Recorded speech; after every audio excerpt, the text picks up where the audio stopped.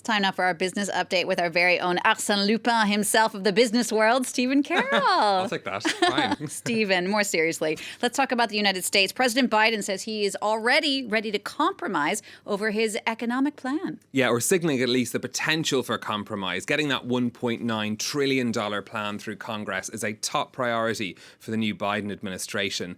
The US president hinting on Monday that though he might be willing to compromise with lawmakers who think the price tag is too high. And one part of that plan that could change are the stimulus payments to Americans. Now, the Biden plan currently has $1,400 in payments to Americans who earn $75,000 a year or less. But the president says the people who get that money could be up for negotiation. Let's take a listen. Now, we're going to have arguments. For example, I propose that because it was bipartisan, I thought it would increase the prospects of passage, the additional $1,400 in direct cash payment to folks. Well, there's legitimate reason for people to say, do you have the lines drawn the exact right way? Should it go to anybody making over X number of dollars or why? I'm open to negotiate those things. So negotiations ongoing on that. US stimulus, a big issue for the markets, and those stimulus checks potentially the most politically significant part of that plan. Investors not too worried, though, about any potential changes. We've got gains across European markets at lunchtime today. Part of that in anticipation of stimulus coming from the United States. Financial and chemical firms leading the gains on the European bourses this lunchtime. Stephen, let's come back now to France, where the government is said to be considering another lockdown here in this country, which would, of course, see more businesses forced to close. So currently in France, all retailers are able to open until the 6 p.m. curfew. But across the border in Belgium, hairdressers and other salons have been shut since early November. That's led some in the sector to break the rules by making house calls, a step they say is necessary to survive. Haxie Myers-Belkin has the story.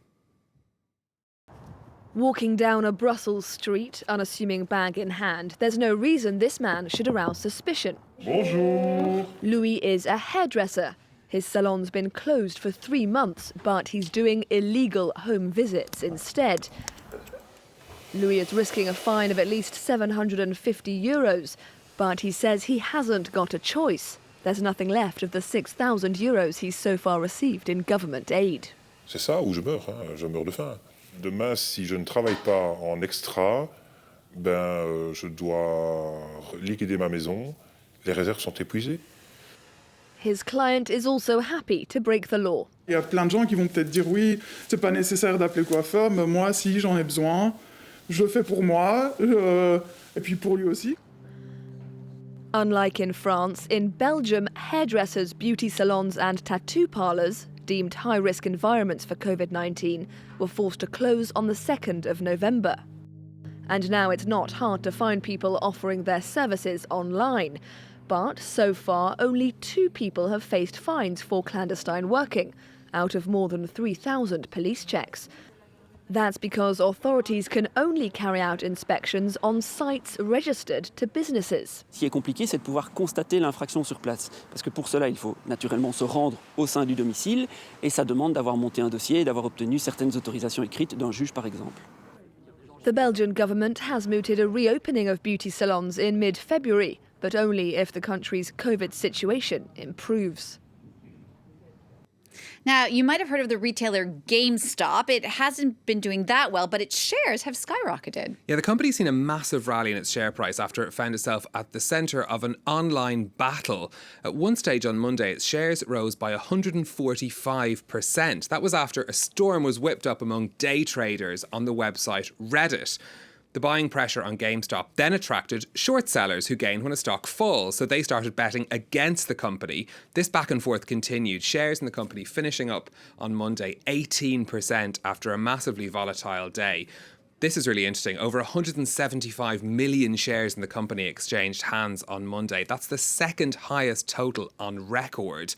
All of this despite the fact that GameStop has seen falling sales for some 4 years, just proving if you're at the centre of an internet storm, sometimes you can also get yourself very popular on the share I wish markets. I had a crystal ball on that one. All right, we're going to talk a little bit about Davos now. The organizers are hoping to hold a physical conference in Singapore this May after the initial conference was held virtually, or going to be held virtually. Exactly, that's happening this week, virtual Davos. But if health conditions allow, the World Economic Forum plans to hold a meeting in May in Singapore. That would be a huge economic boost to the city-state at a time when the conference business there, as elsewhere, has collapsed due to the pandemic. Just this week, a small industry event in Singapore is trying out a new way of gathering with health restrictions in place. Find the right room, pick up a lanyard and get swabbed. Unlike the overwhelming majority of conferences scheduled for early this year, this gathering is going ahead at the exclusive Marina Bay Sands Hotel. All of the event's 250 participants first have to undergo a rapid COVID-19 test. I think so far it's been professionally executed and there's a lot of safe distancing in place, so I feel all right, I feel it's good. After the swab, participants are directed to the main conference venue, where specific seating zones limit mingling to a maximum of 50 people. Microphones are disinfected continuously. As for the catering, it's out with the traditional conference buffet and in with individual bento boxes. Globally, the conference industry is worth hundreds of billions of dollars. In Singapore, the sector employs 34,000 people and is worth $3.8 billion, almost 1% of the city-state's GDP. Singapore hopes these sorts of smaller local conferences will pave the way for larger international events in the near future. I noticed they've used up only half the big ballroom. So if 500, they open up the whole ballroom. I think that should not be a problem with us. So I think Singapore is just gearing up. This week's event is being widely seen as a trial run for the planned Davos conference this summer. And Singapore has been keen to show its pandemic-proof conference blueprint is up to the challenge.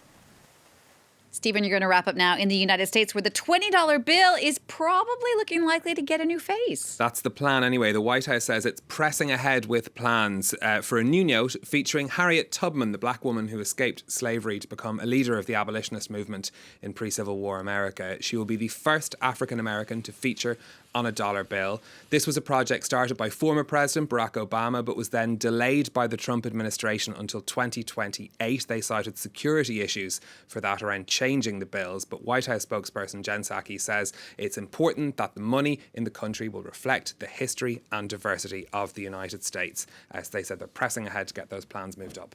Thank you, Stephen, for that business update, Stephen Carroll. Now, staying with the history theme, if you're a history lover, stay tuned. Coming up in the next half hour,